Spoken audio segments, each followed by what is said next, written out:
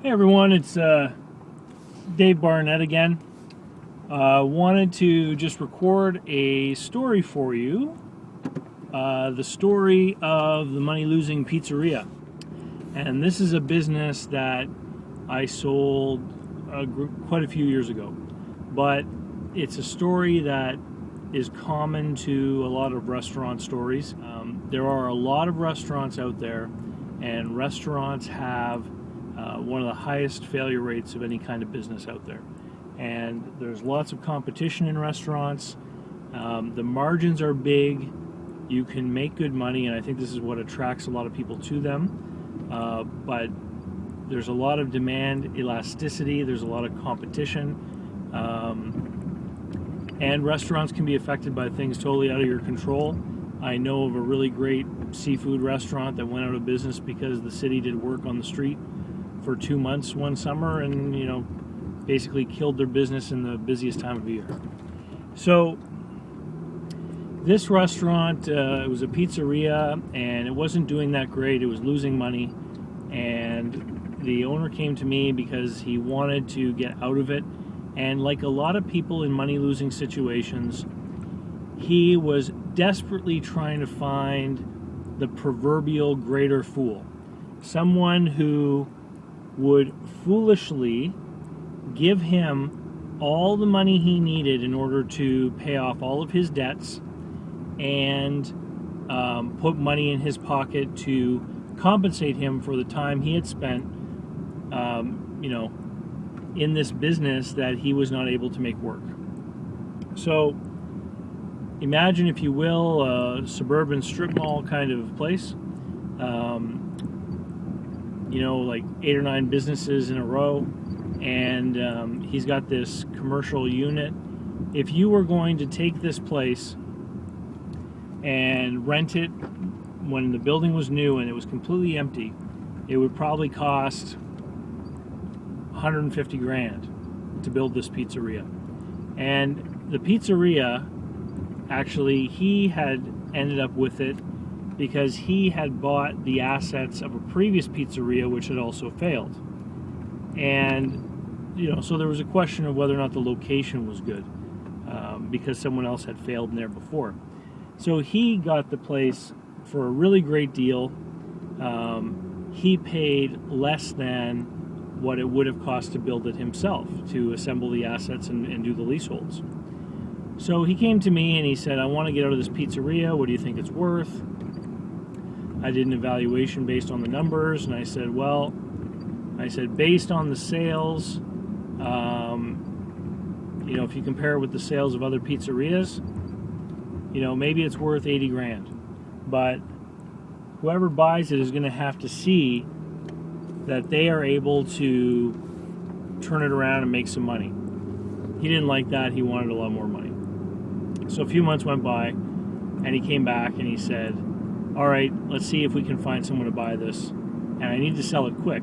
See, these guys are always in a panic to sell because every month that goes by they lose money. They think that they have a business, and they think that that business is an asset, but what they actually have is a liability.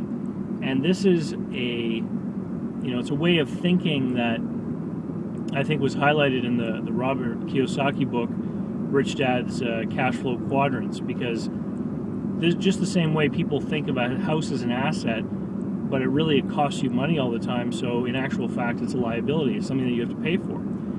A money-losing business is not an asset, it's a liability. So the question then becomes, what's the easiest way for me to dispose of this with the fewest negative outcomes? What I mean by negative outcomes is, what if you're 2 years into a 5-year lease and you personally guaranteed the lease? Because, a money-losing business, you might say, hey, let's just close the doors. We've tried everything we can. Let's sell off the equipment at auction and move on to something else. But if you have 3 years in a lease outstanding and the landlord is likely going to sue you personally for that money, then that might not be an option. And this was the case. He was halfway through a lease.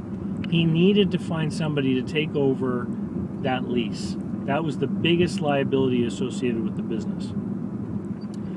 So what ended up happening was the business, I did sell it, and I sold it to someone based on a conversion. And a lot of the times businesses are sold on conversion value. Somebody wants to open a restaurant. Maybe they want to open an Italian restaurant or a Greek restaurant or a fried chicken place. And what they do is they go looking for another restaurant that's failing because they know it's cheaper to buy a failing restaurant and convert it into what they want than it is to build what they want from scratch. And that's what happened in this case. So some people came along who were some very experienced business people.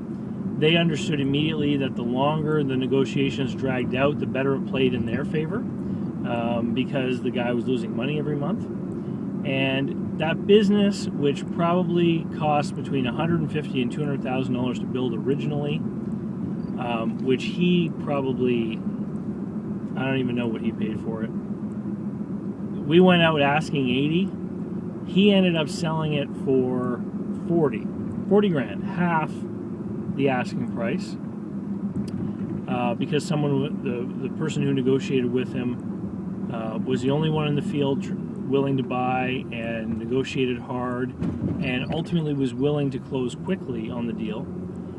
And of that 40, the guy only got half of it up front. The other 20 grand was to be paid by promissory note over 3 years. And if you've seen some of my other videos, I always say how seller financing helps sellers get more and buyers helps them to be able to afford businesses and reduces the risk. In this case, the reason that the buyer was only willing to put 20 down is because he needed to conserve a lot of his cash for fix-ups and renovations to convert the restaurant into what he ultimately wanted to do with it. So I guess the moral of the story is that if you want to be in the restaurant business, and you want to be in it cheaply, go looking for a restaurant that might be losing money, because you can often buy a money-losing restaurant and change it, convert it, redecorate it to your purposes for far less than you can build a restaurant from scratch. And if you happen to own a money-losing restaurant, my recommendation to this guy was not to lower the price right away, but to offer more in the way of seller financing. And like all sellers, he was resistant. And in the end, he ended up financing half of it. But I think from the get-go, he should have said, I'm asking 80 and I'm willing to finance 3/4 of that. He would have ended up with the same amount of money on closing day and would have ended up holding a much larger note. But he was looking for someone to take away all of his money problems. And, people that go out looking to buy a business, they're not stupid.